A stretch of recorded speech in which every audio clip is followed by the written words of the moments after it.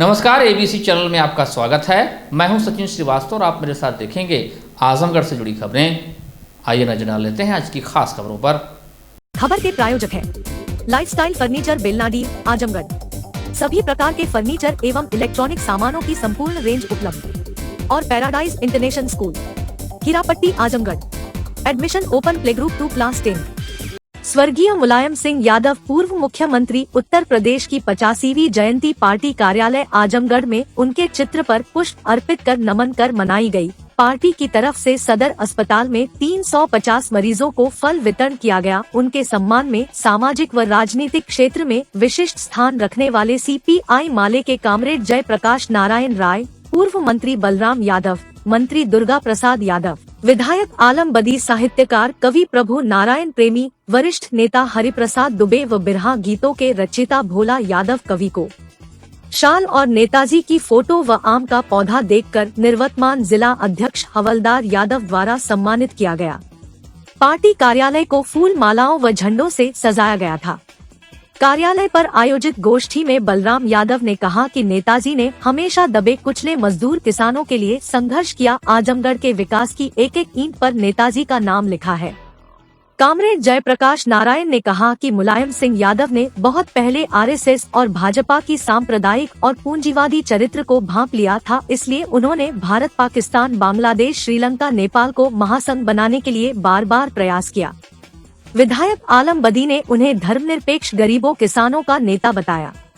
कार्यक्रम में दुर्गा प्रसाद यादव, विधायक डॉक्टर संग्राम यादव, बेचई सरोज, अखिलेश यादव, पूजा सरोज, पार्टी प्रवक्ता अशोक यादव, दरोगा सरोज, नंदकिशोर यादव, सरफराज मंसूर, श्याम बहादुर, कमला प्रसाद, कामरेड वेद प्रकाश, विवेक सिंह, वीरेंद्र यादव आदि विचार व्यक्त किए।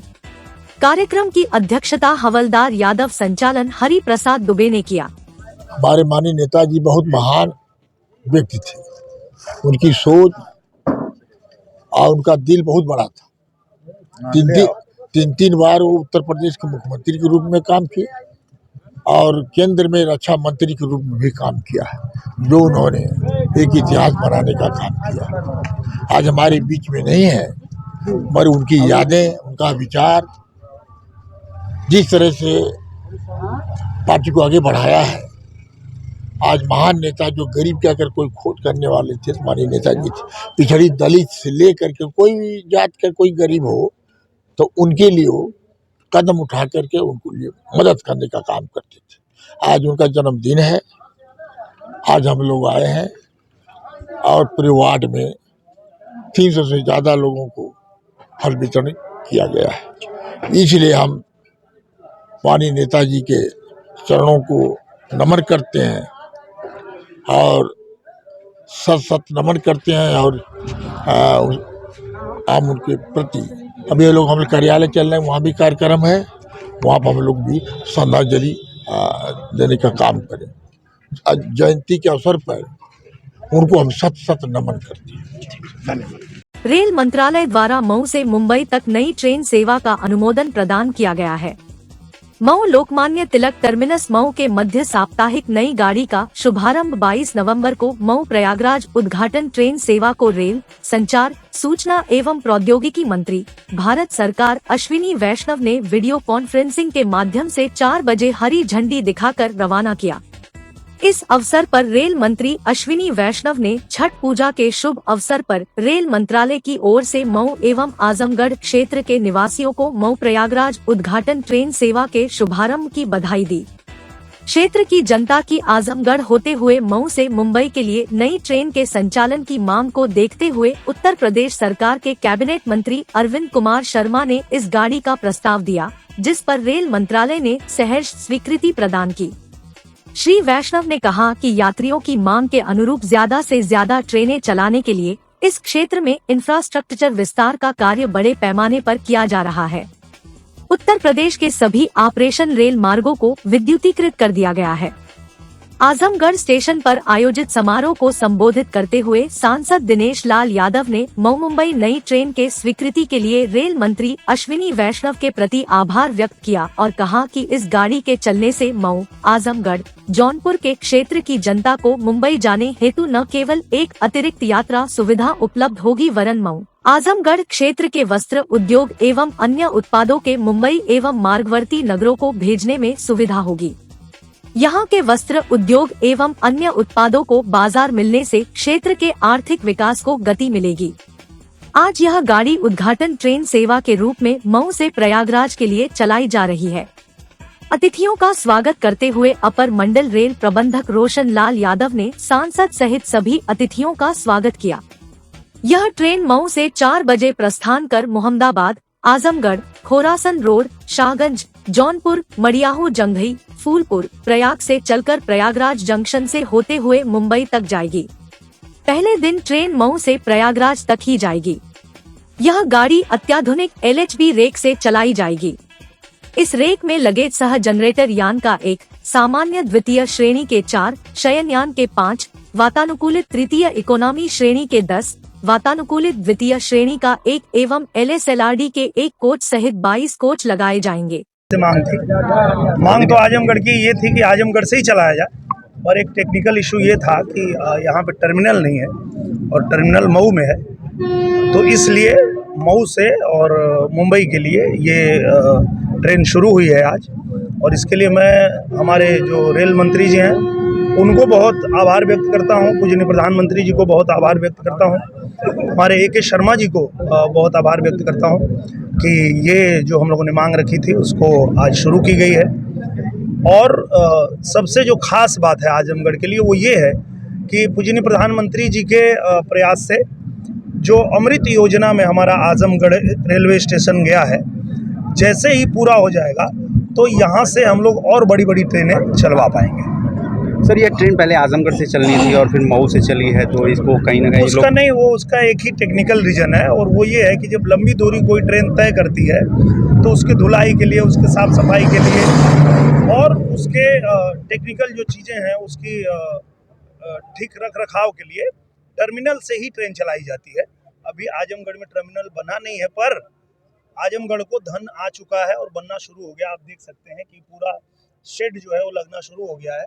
तो जो बड़ी बड़ी ट्रेनें हमको आजमगढ़ से चलानी है वो भी शुरू होंगी, पर टर्मिनल बन जाने के बाद। आजमगढ़ के नेहरू हाल के सभागार में बुधवार को दिन में जिला पंचायत बोर्ड की मीटिंग में उस समय हंगामा मच गया जब मंच पर बैठे जिला पंचायत अध्यक्ष व अन्य लोगों ने कुछ जिला पंचायत सदस्यों के बोलने पर रोक-टोक करने लगे।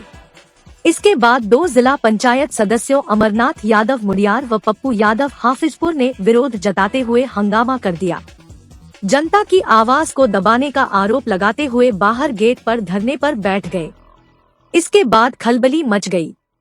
कुछ देर बाद जिला पंचायत अध्यक्ष विजय यादव व अन्य अधिकारियों कर्मचारियों ने धरना स्थल पर पहुंचकर जिला पंचायत सदस्य अमरनाथ यादव और पप्पू यादव को मनाने का प्रयास किया। बता दें कि पप्पू यादव जहां समाजवादी पार्टी से जुड़े हुए हैं, वहीं अमरनाथ यादव भारतीय जनता पार्टी से ताल्लुक रखते हैं। अमरनाथ यादव का कहना है कि उनको अपने क्षेत्र की समस्या उठाने पर बार बार मना किया जा रहा था। इसके अलावा उनके बीजेपी से जुड़ा होने पर भी दबाया जा रहा है, इसलिए उनको धरने पर बैठना पड़ा, क्योंकि वह यहाँ मीटिंग में मूकदर्शक बनकर नहीं रह सकते। बता दें कि जिला पंचायत प्रशासन पर पहले ही जिला पंचायत सदस्यों का सम्मान न करने, उनकी समस्याओं को लेकर उपेक्षात्मक रवैया रखने, अधिकारियों द्वारा न सुने जाने, कई बार अधिकारियों के न बैठने को लेकर पहले ही काफी आक्रोश जताया जा चुका है।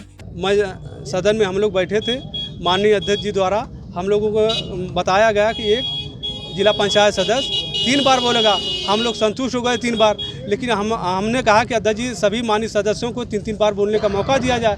इसी पे कहे कि एक बार आपका ख़त्म हो गया, नोट कर लीजिए।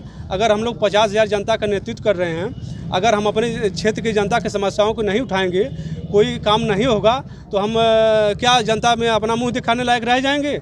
हमसे सवाल किया जाता है कि आप भारतीय जनता पार्टी के जिला पंचायत सदस्य हो और आप काम नहीं करवा ले, हमारे अध्यक्ष जी द्वारा हमारी सुनी नहीं जाती है, तो काम नहीं होता है तो जनता हमको कोसती है। क्या वजह मानते हैं, क्यों आपको रोका गया है? कि क्यों रोका गया, इसलिए कि बार बार हम लोग अपने क्षेत्र की जनता का मांग उठाते हैं, जो काम नहीं होता उसकी मांग उठाते हैं, तो इसीलिए बार बार हमको रोका जाता है कि आप बैठ जाइए, मत बोलिए मत बोलिए। तो हम क्या करने, अगर हम बोलेंगे नहीं तो सदन में क्या करने के लिए आएंगे। अच्छा, आखिर क्या वजह रही कि आप भारतीय जनता पार्टी से हैं इसलिए आपको बैठाया गया? हाँ, इसीलिए हम भारतीय जनता पार्टी के हैं, इसलिए हमको जो है बोलने। जिला पंचायत अध्यक्ष विजय यादव की अध्यक्षता में बुधवार को जिला पंचायत के सभागार में बैठक आहूत की गई, जिसमें जिला पंचायत आजमगढ़ के समस्त सदस्यगणों व जनप्रतिनिधियों तथा जनपद स्तरीय अधिकारियों द्वारा प्रतिभाग किया गया। जनप्रतिनिधियों द्वारा जनपद स्तरीय अधिकारियों से उनके विभागों जैसे स्वास्थ्य विभाग, विद्युत विभाग, शिक्षा विभाग, लोक निर्माण विभाग, जल जीवन मिशन एवं अन्य विभागों में संचालित योजनाओं की समस्याओं पर सदन में विस्तृत रूप से चर्चा किया गया। बैठक काफी हंगामेदार रही। बैठक में जिला पंचायत सदस्य अमरनाथ यादव और पप्पू कुमार यादव सहित कई सदस्यों ने इस बात पर नाराजगी व्यक्त की कि उन्हें सदन में अपनी बात कहने का पर्याप्त अवसर नहीं दिया जा रहा है, जिसको लेकर हंगामा होता रहा। सदस्यगण धरने पर बैठ गए। काफी समझाने बुझाने के बाद मामला शांत हुआ। बैठक के अंत में अध्यक्ष विजय यादव द्वारा समस्त जनप्रतिनिधियों एवं अधिकारियों को धन्यवाद ज्ञापित करते हुए बैठक की कार्यवाही समाप्ति की घोषणा की गई।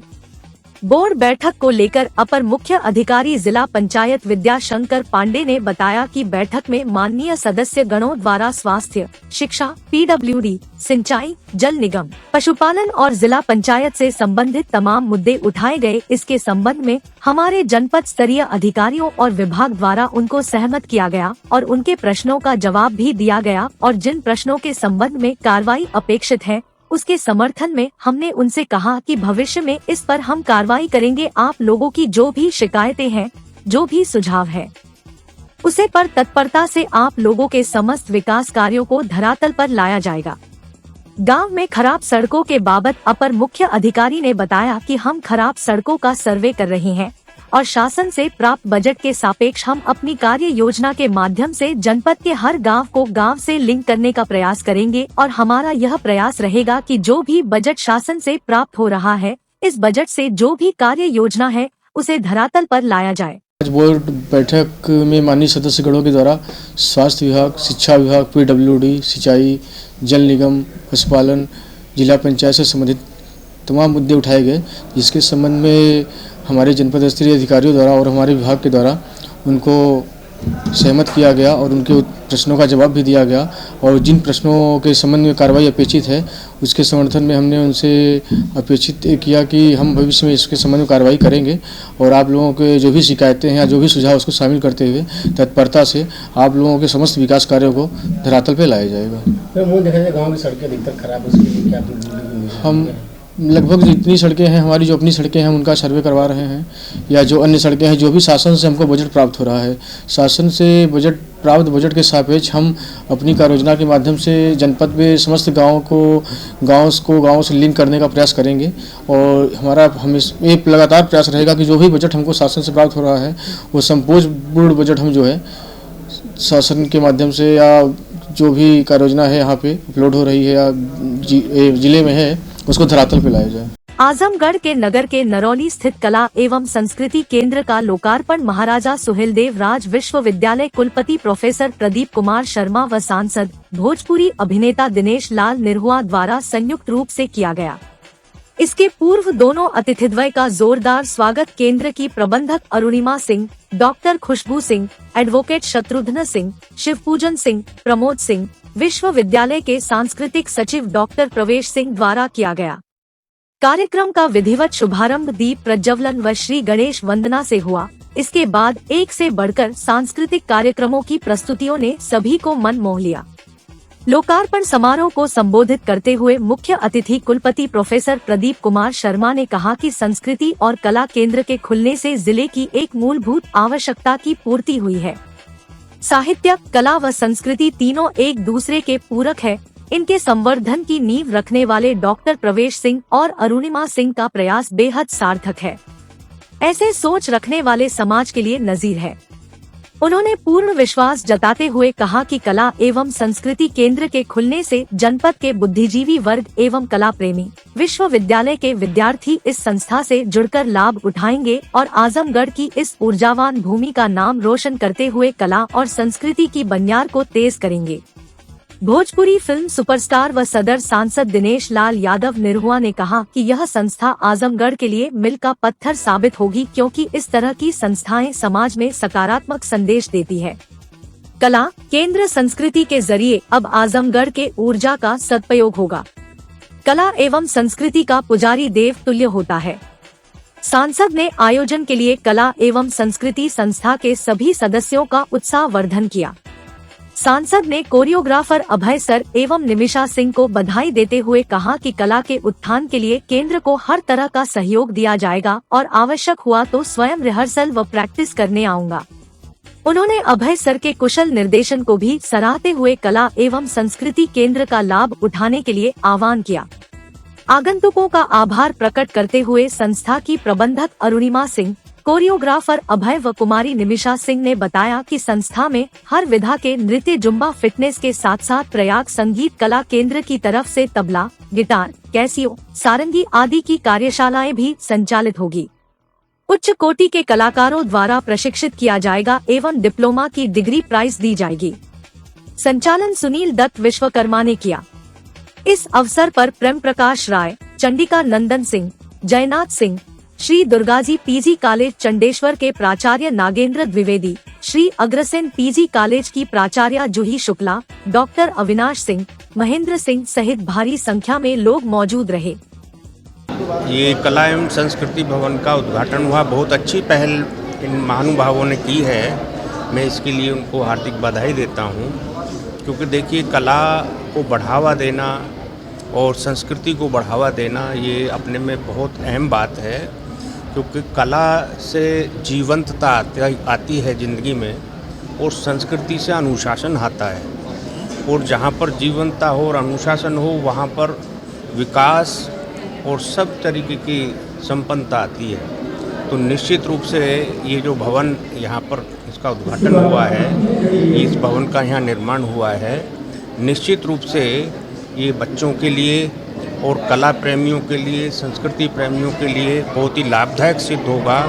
और मैं इसकी पूरी सफलता की कामना करता हूँ कि अच्छे अच्छे कार्यक्रम यहाँ पर हों, लोगों को अच्छी शिक्षा मिले, अच्छी कलाकृति सीखने को मिले, अच्छी संस्कृति युक्त कार्यक्रम सब यहाँ पर हों, और इसके लिए मैं हार्दिक बधाई देता हूँ। कोई भी ऐसी संस्थान नहीं थी जहाँ पर कला, नृत्य यानी कल्चर या आर्ट का कोई कार्यक्रम हो सके। उसी विचार से मेरी पुत्री ने, निमिषा सिंह ने एक अनुरोध किया, और वह इस क्षेत्र में इस फन की माहिर है। उसकी इच्छा थी कि एक ऐसा काम किया जाए जो कुछ अलग हटके। तो मैंने एक छोटा सा प्रयास किया। उस प्रयास में कितना सफल होते हैं ये तो समय बताएगा, लेकिन सांसद जी आए थे, कुलपति महोदय आए थे, और हमारे विश्वविद्यालय के लगभग काफ़ी प्रोफेसर आजमगढ़ और मऊ के आए थे। सभी ने इसको सराहा है और सभी ने इसको हाथों हाथ लिया है। आजमगढ़ की जनता अब कितना इसको स्वीकार करती है ये तो समय बताएगा, लेकिन निश्चय ही एक अलग विधा के लिए, चाहे नृत्य हो, चाहे गायन हो, चाहे वाद्य यंत्र हो, सबके लिए एक अच्छा सेंटर खोला गया है। उसमें हरिहरपुर घराने के लोग हैं। ये लोग नृत्य और वाद्य और इस सब पर ये लोग अपनी पकड़ बनाए रखेंगे। ये लोग अपना देखेंगे कि कैसे इसका और आगे बढ़ाया जाए। किस विधा से यहाँ प्रशिक्षण दिया जाएगा, और क्या प्रशिक्षण जो है कि डिग्री होगी या डिप्लोमा होगा? हाँ, डिप्लोमा होगा। प्रशिक्षण जो है ये डिप्लोमा होगा। हरिहरपुर घराने के लोग उसको कराएंगे। विशेष तौर से जो तबला वादन है, सितार वादन है, गिटार वादन है, प्लस नृत्य है। नृत्य में हर विधा है, ये नहीं है कि नृत्य में जैसे कथक है और वेस्टर्न है, जी हर तरह के डांस का इसमें समावेश किया गया है। हालांकि इसमें हरिहरपुर घराने का काफ़ी सहयोग मिलेगा। निश्चय ही यह संस्था, हमें उम्मीद है, आगे जाएगी, क्योंकि आजमगढ़ के लोगों का, हमारे प्रोफेसर बंधुओं का, हमारे परिवार के बड़े लोगों का आशीर्वाद मिल चुका है। मुझे अब कोई संदेह नहीं रह गया है कि अब कोई माने इसमें दिक्कत आएगी, संस्था आगे जाएगी, यह विश्वास है। हुनर संस्थान आजमगढ़ के सचिव व ऑल इंडिया थिएटर काउंसिल के राष्ट्रीय कोषाध्यक्ष जनपद के वरिष्ठ रंगकर्मी सुनील दत्त विश्वकर्मा ने देश भर के अव्यवसायिक कलाकारों की समस्या को उठाते हुए आजमगढ़ सदर के सांसद भोजपुरी फिल्म अभिनेता दिनेश लाल यादव निरहुआ को रेलवे में बंद पड़े कलाकारों के रेलवे कंसेशन से संबंधित ज्ञापन को सौंपा और मांग की कि कोविड काल से बंद पड़े रेल किराए में कलाकारों को मिलने यह रेल कंसेशन पुनः बहाल किया जाए। किसी भी राज्य के अव्यवसायिक कलाकार उसके सांस्कृतिक गतिविधियों की रीढ़ होते हैं। रेल ही एक ऐसा माध्यम है जिससे कलाकार एक राज्य से दूसरे राज्य में सांस्कृतिक आदान प्रदान के लिए आते जाते हैं। रेलवे में छूट न मिलने के कारण यह गतिविधियां लगभग ठप सी हो गई है और आने जाने में कलाकारों को आर्थिक कठिनाइयों का सामना भी करना पड़ रहा है। कलाकारों के हित के लिए ऑल इंडिया थिएटर काउंसिल की इस मांग को सांसद दिनेश लाल यादव निरहुआ ने जायज ठहराया और कहा कि क्योंकि मैं भी एक कलाकार हूं और कलाकारों की परेशानी को अच्छी तरह से समझ सकता हूं। रेलवे रियायत में बंद पड़े इस कंसेशन को प्रधानमंत्री और रेल मंत्री जी से निवेदन कर पुनः शुरू कराने की कोशिश करूंगा, ताकि सांस्कृतिक आदान प्रदान की गतिविधियां निर्विघ्न रूप से चलती रहे। आने वाले संसद के शीतकालीन सत्र में मेरी पूरी कोशिश रहेगी कि इस मांग को संसद में रखकर इसे पुनः इस छूट को लागू करवाया जाए। इस अवसर पर कमलेश सोनकर, मनोज यादव, उदय शंकर मिश्रा, अभय सिंह, मनन पांडे सहित दर्जनों कलाकार उपस्थित रहे। माननीय सांसद अपने दिनेश लाल यादव निरहुआ जी को, चूँकि वो भी एक कलाकार हैं, तो कलाकारों के हित के लिए पिछले कोविड-19 से बंद पड़े रेलवे कंसेशन को चालू कराने के लिए उनको मैंने ज्ञापन दिया। सिर्फ एक मांग है कि पूरे देश में अव्यवसायिक रंगमंच ठप पड़ा है, देश के कलाकार कहीं भी आ जा नहीं पा रहे हैं, आर्थिक स्थिति बड़ी नाजुक कंडीशन में उनकी हो चुकी है। तो आज मौका था और माननीय प्रधानमंत्री जी से मेरा अनुरोध है कि माननीय सांसद जी के द्वारा हम लोगों ने ये ज्ञापन दिया है, उस पर विचार करें। देश भर के करोड़ों जो हमारे कलाकार हैं, जो अव्यवसायिक रंगमंच को लेकर पूरे देश में जाते हैं, सफ़र करते हैं ट्रेन से, उनको एक बल मिलेगा और ये कंसेशन चालू होने से निसंदेह सारे कलाकारों का भला होगा। क्या उम्मीद जताई सांसद जी ने इस मामले को लेकर? सांसद जी ने तो आश्वासन दिया कि माननीय प्रधानमंत्री जी से निवेदन करूंगा और हमें भी उम्मीद है कि सांसद जी चूँकि एक कलाकार हैं तो वो कलाकारों की इस जायज़ मांग को जरूर माननीय प्रधानमंत्री जी तक पहुँचाएंगे। थिएटर काउंसिल है, जो कलाकार हमारे थिएटर के होते हैं, वो देश के अलग अलग कोने में जहाँ भी कोई सांस्कृतिक कार्यक्रम होता है उसमें भाग लेने के लिए वो जाते हैं और उनको रेलवे में ये छूट मिलती होगी। 101 पैरा 3 को 75% मिलता है जो अभी बंद हुआ है। तो सबकी निगाह है आजमगढ़ पे, इसलिए भी क्योंकि मैं भी एक कलाकार हूँ, तो कलाकार होने के नाते ये मेरी जिम्मेदारी भी है कि मैं इसको जा करके और सरकार के सामने रख के और इसको पुनः बहाल कराऊँ। सांसद जी, ये 4 साल पहले से बंद है और अब तक इस पे केंद्र सरकार ने सुध नहीं ली है, तो क्या आवश्यकता पड़ गई कि क्या कलाकारों को केंद्र सरकार भुला रही है या भूल चुकी है? नहीं, ऐसा नहीं है, किसी ने ध्यान में नहीं लाया होगा। और देखिए, जब से कोविड आया, कोविड के दौरान बहुत सारी चीज़ों पे पाबंदी लग गई, रोक लग गई, लेकिन जब जो चीज़ें फिर से संज्ञान में लाई गई कि अब जो है कोविड ख़त्म होने के बाद ये शुरू होना चाहिए, तो ये हो जाएगा, कोई दिक्कत नहीं। क्योंकि कोविड के बाद सब लोग आर्थिक पूरी तरह से बर्बाद हो चुके थे, उस दौरान तो इसको और ज़रूरी था खोलना कि कलाकार आर्थिक स्थिति से जूझ रहा है, उसको तो उस समय आर्थिक मदद की और आवश्यकता थी, फिर भी ये बंद रहा। उस दौरान बंद करने का कारण कुछ और था कि कोई ट्रैवल नहीं करे, कोई एक दूसरे जगह न जाए, और ख़ास करके कलाकार जहाँ जाते हैं वहाँ तो भीड़ भाड़ होती है, तो उसके लिए पाबंदी लगी थी। बाकी अभी तो सब ठीक है, कोई दिक्कत नहीं, अभी सब लोग आ जा सकते हैं। आने वाले समय में चालू आने वाले समय में इसको चालू होना ही चाहिए और हम लोग इसको लेके सरकार से मिलकर और जरूर करा देंगे। मंडलायुक्त मनीष चौहान ने मंडल के जनपदों में 50 लाख एवं उससे अधिक लागत की निर्माणाधीन परियोजना की समीक्षा करते हुए सभी कार्यदायी संस्थाओं को निर्देश दिया कि जिन परियोजनाओं का कार्य धनाभाव के कारण बाधित है, उसके लिए शीघ्र बजट उपलब्ध कराने की कार्यवाही की जाए, ताकि कार्य निर्धारित समय सीमा के अंदर पूर्ण हो सके। इसके साथ ही उन्होंने कार्यालय में पूरी गुणवत्ता बनाए रखने का भी निर्देश दिया। मंडलायुक्त श्री चौहान ने मंगलवार को देर सायं अपने कार्यालय सभागार में आयोजित उक्त समीक्षा बैठक में प्रत्येक कार्यदायी संस्थाओं के स्तर से कराए जा रहे कार्यों की समीक्षा करते हुए कहा कि कई कार्य ऐसे हैं जो काफी पुराने हैं और अभी अपूर्ण हैं। इन परियोजनाओं हेतु यदि बजट का प्रस्ताव नहीं किया गया है तो ऐसे कार्यों को अन्य विभाग से कराए जाने के संबंध में कार्यवाही की जाए। बैठक में अधिशासी अभियंता पैकफेड आजमगढ़ के अनुपस्थित रहने पर उन्होंने नाराजगी व्यक्त करते हुए स्पष्टीकरण प्रस्तुत करने हेतु निर्देशित किया। अपर निदेशक स्वास्थ्य द्वारा CHC लालगंज के एक आवासीय भवन में किसी अन्य के आवासित होने के संबंध में अवगत कराया गया। मंडलायुक्त श्री चौहान ने इस संबंध में अपर आयुक्त के अवस्थी को निर्देश दिया कि इस मामले को देखें तथा उसका समुचित समाधान करें। उन्होंने कार्यदायी संस्थाओं से कहा कि विलंब से बजट प्राप्त होने के कारण जो परियोजनाएं विलंबित है उस पर विशेष ध्यान दे ताकि समय से कार्य पूरा हो जाए। महाराजा सुहेलदेव राज्य विश्वविद्यालय के कार्यों की प्रगति के संबंध में कार्यदायी संस्था निर्माण खंड 5 लोक निर्माण विभाग आजमगढ़ द्वारा बताया गया कि फाइनल फिनिशिंग कार्य होना बाकी है। विश्वविद्यालय में विद्युत विभाग से संबंधित समस्या बताए जाने पर मंडलायुक्त ने इस ओर विशेष ध्यान देकर प्राथमिकता के आधार पर इसका निराकरण कराने हेतु मुख्य अभियंता विद्युत को निर्देशित किया।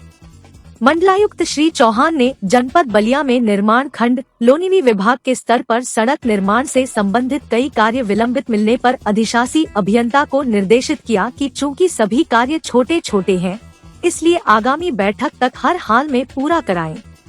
इस अवसर पर अपर आयुक्त प्रशासन के अवस्थी, संयुक्त विकास आयुक्त MN पांडे, मुख्य अभियंता लोक निर्माण विभाग योगेंद्र सिंह, अधीक्षण अभियंता लोक निर्माण विभाग आजमगढ़ लालजी यादव, अधीक्षण अभियंता लोक निर्माण विभाग मऊ CP गुप्ता, मंडलीय अर्थ एवं संख्याधिकारी डॉक्टर नीरज श्रीवास्तव सहित अन्य कार्यदायी संस्थाओं के तथा अन्य विभागों के अधिकारी उपस्थित थे। Lifestyle furniture, Belnadih, Azamgarh. सभी प्रकार के फर्नीचर एवं इलेक्ट्रॉनिक सामानों की भरपूर रेंज उपलब्ध। हमारे यहाँ EMI की सुविधा 0% ब्याज पर उपलब्ध। इलेक्ट्रॉनिक सामानों में LED TV, refrigerator, washing machine, air conditioner, air cooler, deep freezer, water cooler, mixer juicer, iron, fan, induction, battery, inverter, electric geyser, gas geyser, आटा चक्की इत्यादि। फर्नीचर के सामानों में बेड, गद्दा, सिंगारदान, अलमीरा, sofa, table, chair, rack, stool, संदीली, सीढ़ी, डाइनिंग टेबल, झूला आदि। शादी विवाह की हो तैयारी या ऑफिस और घर के लिए सामानों की करनी हो खरीदारी, पहुँचिए lifestyle furniture, Belnadih, Azamgarh. Paradise international school Hirapatti Azamgarh admission open, play group to class 10, CBSE pattern English medium school, in house developed digital learning platform, true digital smart school, well qualified teaching staff, well designed composite science lab, fully equipped computer lab, fully furnished library, edge per CBSE standards, outdoor and indoor play facility for overall development. Our branch Kids Paradise Fun of Learning Playgroup section of Paradise International School to 100+ design activity kits and play zone for Kids Paradise Playgroup section